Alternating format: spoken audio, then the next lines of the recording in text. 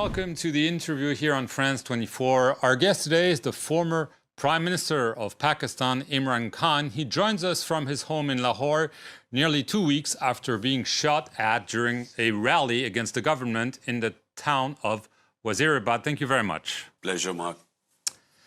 Mr. Khan, after the attack, the alleged gunman was arrested and confessed. He said that he had acted on his own and for religious reasons.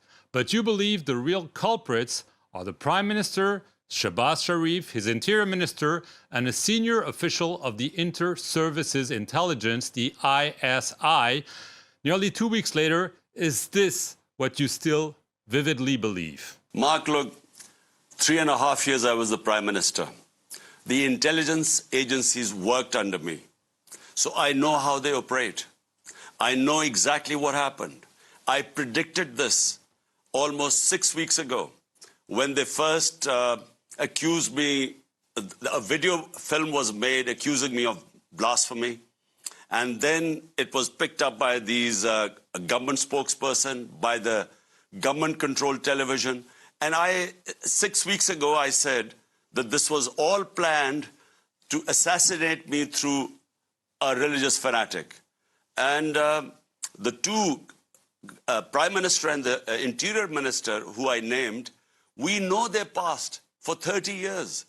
Both have been involved in extrajudicial killing. Both were involved in what is called the Model Town Massacre, where they had 12 protesters shot dead and about 60 injured. So we know the past.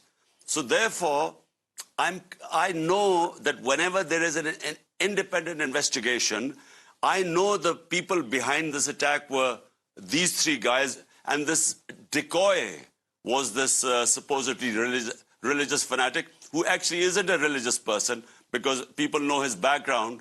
Journalists went and exposed his background. So this was all a setup. So you've talked about a probe. The Prime Minister, who condemned the attack, has formally requested the Chief Justice to form a judicial commission to probe the attack. This is exactly what you want, and I believe you trust that the Chief Justice will indeed go wherever he needs to go to find the truth. That's true. I have asked the Chief Justice to have an independent probe under him. We know there were two gunmen because the decoy was this one gunman who admitted that it was for religious reasons he had shot me. But we know that there was another gunman sitting in the front. So I know that an independent probe is going to prove what I'm saying is right, that this was a planned assassination attempt, and who gained the most from it was this government. Because the parties, my party, since I have been ousted from power, it has grown. It has won 75% of the by-elections. So they're petrified that if there are elections, we will win. That's why they wanted to be eliminated. Right, but you say an independent probe would prove what you're saying. But the question is, do you believe the Chief Justice will be able to conduct such a probe, or are you saying, I don't believe, because of what you're saying regarding the government, the military, the intelligence, that might not have an interest for such an independent probe? You see, the investigating agencies are under these three people who I've named. The Interior Minister, Prime Minister, and this intelligence agency officer.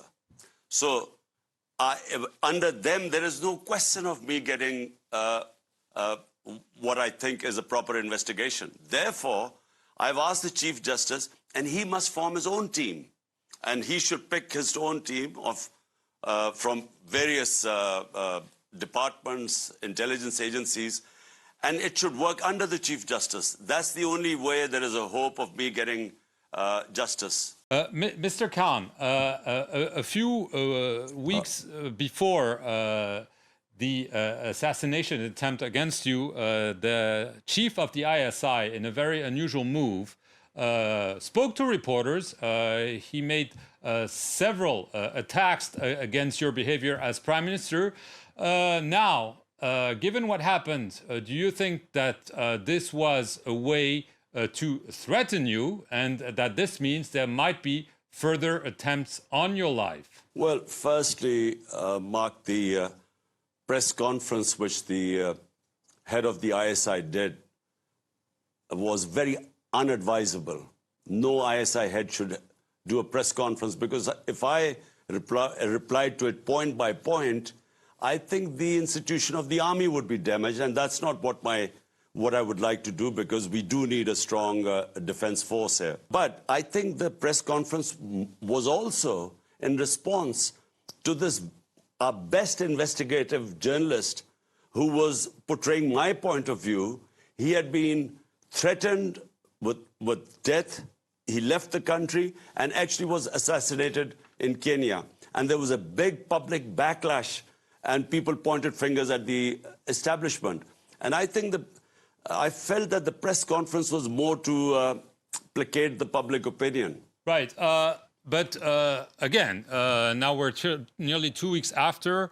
I imagine you've beefed up your security. Do you feel under threat of assassination? Do you think that they will try again to do what they failed to achieve? Well, unfortunately, Mark, I do think that they could try again, because, the threat remains. Those people who wanted me eliminated, the reason why they want me to be eliminated is my party is by far the most popular party in Pakistan. We have won 75% of the by-elections, despite the government party, the ruling party, all the parties put together, backed by the establishment. Despite that, we have swept the by-elections, and the popularity has gone up, basically because people do not want these criminals who are ruling Pakistan right now. 61% of the cabinet has corruption cases against them. So that's why I have massive public support. And I think they think that the only way to get me out of the way is actually eliminate me. So I think that there is a threat still. You want immediate elections. The government says no, the polls are planned for October 2023. So by asking your supporters to march, aren't you maybe preparing the ground for violence? Some are even saying potential civil war in Pakistan. Look, Mark, I have been in politics for 26 years. Always I have remained within the Constitution. The Constitution gives me my right for peaceful protest. Our protests have always been peaceful. This march is going to be what our Constitution allows us, to peacefully protest against what is going on in Pakistan right now, where a cabal of crooks have taken over the country. I repeat, 61% of them are on bail from corruption cases. And the worst is that our economy has tanked. The risk of default in Pakistan when I left was 5%. Today it is 75%. So the country is facing a looming economic crisis. All we want is to get out of this thing. These crises are free and fair elections. But the point is, personally, it doesn't matter to us whether the elections are right now, in a year's time. We will win anyway, because no party has ever had this mass support which we have right now. But the point is, the country cannot afford to go on as it is, and hence the peaceful protest for free and fair elections. Well, this begs the question. You said you called on your supporters to resume the march towards the capital, Islamabad, and you said that you would rejoin it, health permitting. This begs the question. Are you ready really to do so, given the dangers you just described? Well, Mark, the thing is, I am a firm believer in my faith, which says the time, death is in the Almighty's hands. We take precautions. I will take more precautions than before. But that is not going to stop me. The fear of death is not going to stop me from pursuing what I believe is a mission to fight for rule of law in this country. This is the big problem we have. We have institutions that are above law. We have these political mafias which are above law. And that's the reason why the country can't prosper. So this is 26 years ago I started my movement for justice and rule of law.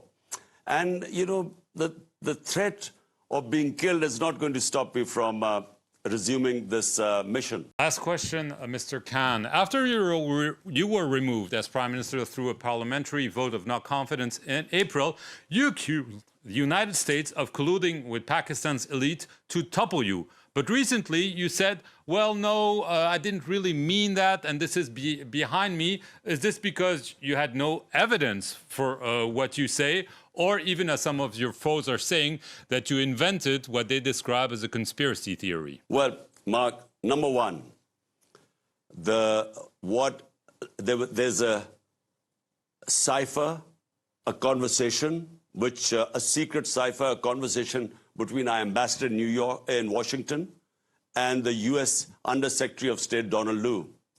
Now, according to that cipher, Donald Lu is telling our ambassador that unless you remove Imran Khan as the Prime Minister, there will be consequences for Pakistan. And remove him in a vote of no confidence. The next day, the vote of no confidence is tabled. And suddenly, the government, which, by the way, was performing economically, we were performing best in 17 years. We had the best 6% economic growth rate. From there, our government was toppled. Now, what I actually said was that is behind me. I should not, just because my government was toppled by the US, I should not let that get in the way for what is in the interest of people of Pakistan. An interest of people of Pakistan is to have good relationship with all countries, but especially the US, which is a superpower. So that's exactly what I said. I never backtracked on this because the cipher exists. It was put in front of the cabinet. It was put in front of the National Security Council. It is now with the Chief Justice, where we wanted him to hold an independent inquiry. So there was no question of backtracking on that. Just it was a question of moving on. I understand. Just as a last question, health-wise, when are you hoping to walk again? Well, Mark, I have 3 bullets taken out from my right leg. And the one that is bothering me is that one that has cracked my shin bone. And so I really can't put weight on my leg until that heals, which is about 4 weeks. Imran Khan, I want to thank you very much for appearing here on the France 24 interview from Lahore in Pakistan. Thank you very much for watching it.